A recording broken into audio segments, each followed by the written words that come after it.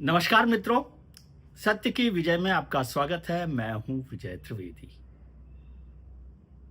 संसद का सत्र चल रहा है, हंगामा चल रहा था, थोड़ा सा मामला सुलझा है। अ, सरकार और विपक्ष के बीच में बातचीत हुई है, तो अब संसद का सत्र चलने लगा है। और 8 और 9 मतलब अगले हफ्ते सोमवार मंगलवार को वंदे मातरम पर चर्चा होनी है, एसआईआर पर चर्चा होनी है, चुनाव सुधारों पर चर्चा होनी है, यानी थोड़ा सा मामला सुलझा। अभी ये मामला सुलझा ही नहीं था कि कांग्रेस का एक वीडियो, कांग्रेस की पोस्ट पर कांग्रेस के नेता ने एक वीडियो पोस्ट किया जिसमें प्रधानमंत्री को लेकर एक एआई जनरेटेड वीडियो पोस्ट किया गया। आय चाहिए, चाय बोलो चाहिए। जाहिर है कि इस पर हंगामा होना ही है। भारतीय जनता पार्टी भी इस पर हमलावर हो गई है। लेकिन अक्सर ये होता रहा है कि कांग्रेस कुछ न कुछ प्रधानमंत्री को लेकर हमला करती रही है। राहुल गांधी जी भी बोलते रहे हैं। और कांग्रेस जगह लगातार जब जब प्रधानमंत्री पर, नरेंद्र मोदी पर हमला करती है, तो ऐसा लगता है कि वो बैकफायर करता है। तो क्यों ऐसी कोशिश कर रही है? पहले तो बात करते हैं आज की कि जो कांग्रेस की प्रवक्ता हैं डॉक्टर रागिनी नायक, उन्होंने अपने एक्स हैंडल पर एक वीडियो पोस्ट किया और उस वीडियो पर लिखा है, अब ई कौन किया बे?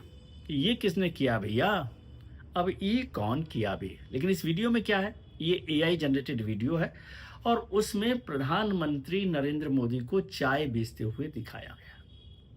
प्रधानमंत्री नरेंद्र मोदी को चाय बेचते हुए दिखाया गया है और वो रेड कारपेट पर चल रहे हैं और उसके पीछे जो रेड कारपेट की दूसरी तरफ, यानी प्रधानमंत्री जिस उस रेड कारपेट पर चल रहे हैं, उस पर दुनिया भर के देशों के झंडे लगे हुए हैं। उसमें भारत का झंडा भी लगा हुआ है और उनके बीच में भारतीय जनता पार्टी का झंडा भी लगा दिया है। और बताया गया है कि मोदी जो है बोलकर या आवाज़ देकर चाय बेच रहे हैं, चाय ले लो, चाय चाय चाहिए, चाय चाहिए, इस तरह का वीडियो पोस्ट किया गया।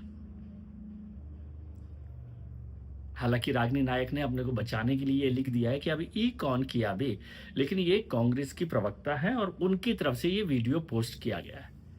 जाहिर तौर पर इसको तो कोई बहुत अच्छे टेस्ट में तो नहीं कह सकता आप, नॉट इन गुड टेस्ट, शर्मनाक भी कह सकते हैं। तो इसका जवाब दिया कांग्रेस भारतीय जनता पार्टी के प्रवक्ता शहजाद पूनावाला ने, उनका कि शर्मनाक है, ये शर्मनाक है। और नामदार कांग्रेस को ओबीसी के जो हमारे कामदार प्रधानमंत्री हैं वो बर्दाश्त नहीं हो पाते, उनको बर्दाश्त नहीं कर सकती और जनता उनके इस रवैये के, कांग्रेस के इस रवैये को माफ नहीं करेगी। ये तो शहजाद पूनावाला ने लिख दिया, लेकिन आमतौर पर भी शायद ही कोई इसको गुड टेस्ट में लेगा। लेकिन मेरा मसला दूसरा है। मैं ये कह रहा हूँ गुड टेस्ट बैड टेस्ट तो है, लेकिन कांग्रेस को समझ कब आएगा?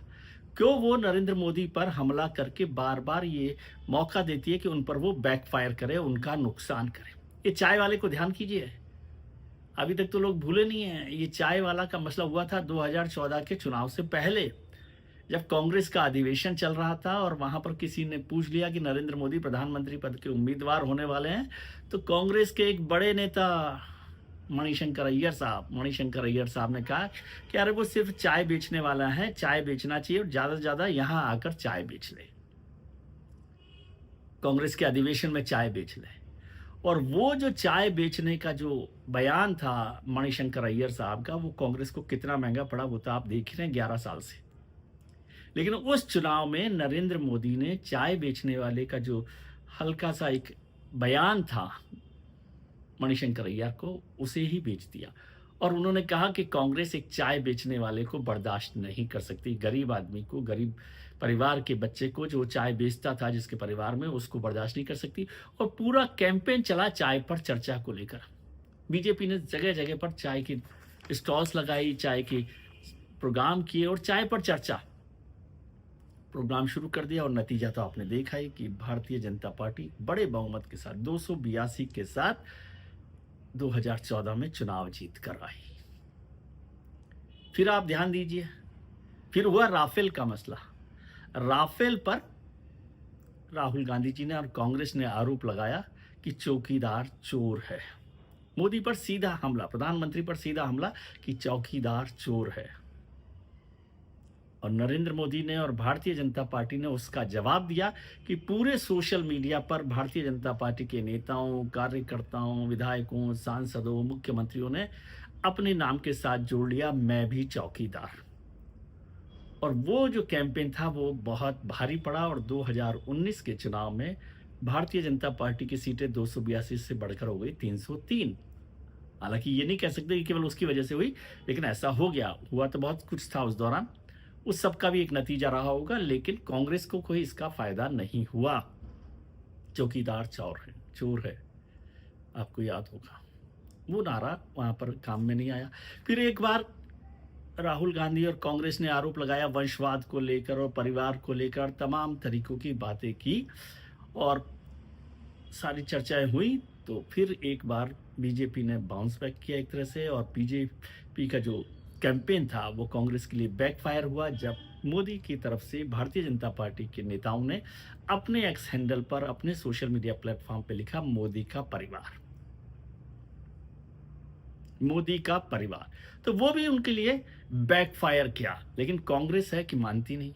अभी आप ध्यान दीजिए, एआई जनरेटेड वीडियोस की बात हो रही है, तो एक वीडियो आया था बिहार चुनावों के पहले, जिसमें एआई जनरेटेड वीडियो में प्रधानमंत्री नरेंद्र मोदी को सोते हुए सपने में दिखाया गया, और वो सपना देख रहे हैं और सपने में एक बुजुर्ग महिला, जो उनकी माँ, जो माता जी हैं हीराबेन, उनकी जैसी शक्ल बनाती हुई दिखी हैं, और वो उनको मैसेज दे रही हैं कि तुमने किस तरह से नोटबंदी में मुझे लाइन में खड़ा किया, क्या क्या नुकसान किया, और चुनाव के लिए, राजनीति के लिए क्या क्या करते हो, ये सारा मैसेज उसमें दिया गया। और उन्होंने कहा कि साहब के सपनों में आई माँ, देखिए रोचक संवाद। समझे?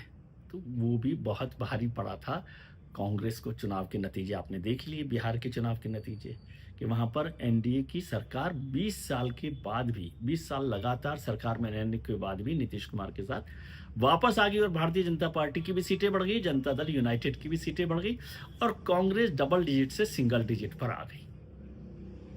ये एआई जनरेटेड वीडियो था। एक और वीडियो का याद दिलाता हूं मैं, जो 22 अक्टूबर को दिया गया। ये था 12 सितंबर का वीडियो। फिर एक वीडियो जारी किया गया 22 अक्टूबर को, उसमें कांग्रेस ने ट्रंप और मोदी के बीच की बातचीत बताई है। उस पर भी बहुत हुआ था। यदि आपको याद हो, राहुल गांधी जी ने एक और बात कही थी कि ट्रंप ने कहा सरेंडर, नरेंद्र सरेंडर। उस कैंपेन पर भी बड़ा हंगामा हुआ था ऑपरेशन सिंदूर को लेकर। उसी पर एक एआई जनरेटेड वीडियो बनाया गया कांग्रेस की तरफ से, और उसमें ट्रंप जो है वो प्रधानमंत्री नरेंद्र मोदी को कह रहे हैं कि पाकिस्तान पर हमला बंद कर दो, ऑपरेशन सिंदूर को रोक दो। मोदी बोलते हैं जी हजूर। फिर वो कहता है ट्रंप उस वीडियो में कि रूस से तेल खरीदना बंद कर दो। मोदी बोलते हैं जी हजूर। और आखिर में लिखा उस वीडियो में कि एक डरपोक पीएम, एक डरपोक प्रधानमंत्री कभी देश का भला नहीं कर सकता। 56 इंच की छाती, फिर भी शर्म नहीं आती। और वो नरेंद्र सरेंडर का जो राहुल गांधी का बयान था, उस पर तो काफ़ी हंगामा हुआ ही था, पूरे सोशल मीडिया पर भी, सोसाइटी में भी, पॉलिटिकल सर्कल्स में भी, कि प्रधानमंत्री के लिए नरेंद्र सरेंडर कहना कितना अपमानजनक है। तो कांग्रेस को उस पर पीछे हटना पड़ा था। कांग्रेस को बड़ा शर्मिंदगी सी झेलनी पड़ी थी, यदि वो ऐसा समझते हैं, लेकिन देश में उसकी प्रतिक्रिया काफ़ी हुई थी। एक और वीडियो आया है उनका, जो 29 नवंबर को आया, यानी चुनाव के नतीजों के बाद, बिहार चुनाव नतीजों के बाद, जिसमें प्रधानमंत्री नरेंद्र मोदी मुख्य चुनाव आयुक्त ज्ञानेश कुमार को माला पहना रहे हैं कि शाबाश, तुमने तो कमाल कर दिया। समझे? ऐसा नहीं है कि केवल एआई जनरेटेड वीडियो कांग्रेस बनाती है, बीजेपी ने भी बनाया। बीजेपी ने एक वीडियो बनाया, उसमें राहुल, तेजस्वी, अखिलेश, लालू यादव दिखते हैं। तेजस्वी जो है वो तरबूज लिए हुए हैं, लालू यादव चारा लिए हुए हैं, अखिलेश यादव जी के पास टोंटी दिखाई गई है, और राहुल गांधी जी के पास आलू दिखाया गया। वो आलू से सोना बनाने का जो एक बयान उनका काफ़ी चर्चा में हुआ था वो, और उसका कैप्शन दिया गया कि पुराने कारनामे नए प्रॉप्स, पेश है इंडी का असली रंग, बूझो तो जाने। तो ये लंबी लड़ाई चल रही है कांग्रेस और भारतीय जनता पार्टी के बीच में, लेकिन कांग्रेस के ये जो बयान है या इस तरह का जो एक्सरसाइज है, पॉलिटिकल एक्सरसाइज है, या एआई जनरेटेड वीडियो हैं, या बयान हैं, कैंपेन, आप 2014 को फिर से याद कीजिए, मणिशंकर अय्यर के उस बयान को, जिसने पूरी राजनीति को बदलने में एक अहम भूमिका निभाई। फिर चौकीदार चोर है, फिर मोदी का परिवार है, फिर राफेल का मामला है, फिर वो माताजी हीराबेन के साथ का वीडियो है, एआई जनरेटेड वीडियो। और अब ये फिर से डॉक्टर रागिनी नायक, जो कांग्रेस की प्रवक्ता है, हालांकि उन्होंने ये वीडियो जिस तरह से पोस्ट किया उसका मतलब है कि कांग्रेस ने नहीं बनाया, क्योंकि उन्होंने लिखा कि अब ई कौन किया बे। लेकिन कांग्रेस के हैंडल से, डॉक्टर रागिनी नायक के हैंडल से ये पोस्ट हुआ है, तो जाहिर है कि इस पर भी हंगामा होना है। मेरे एक मित्र ने कहा कि भैया बताइए ये कांग्रेस को कि कौन समझाता है उनको ये सब करने के लिए कि बैकफायर करे, हर मसला बैकफायर करे।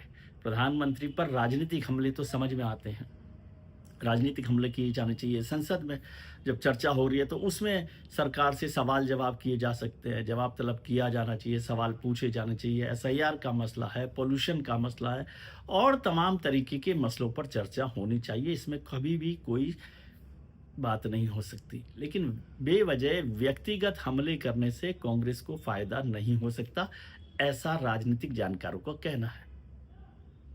अब इससे क्या फायदा होगा कि फिर से एक बार 10 साल बाद, 11 साल बाद फिर से नरेंद्र मोदी को चाय बेचने वाला बता रहे हो, और उसके पीछे भारत का झंडा भी लगा हुआ है, दूसरे देशों के, दुनिया के दूसरे देशों के झंडे भी लगे हुए हैं, और उसके बीच में बीजेपी का झंडा भी लगा हुआ है।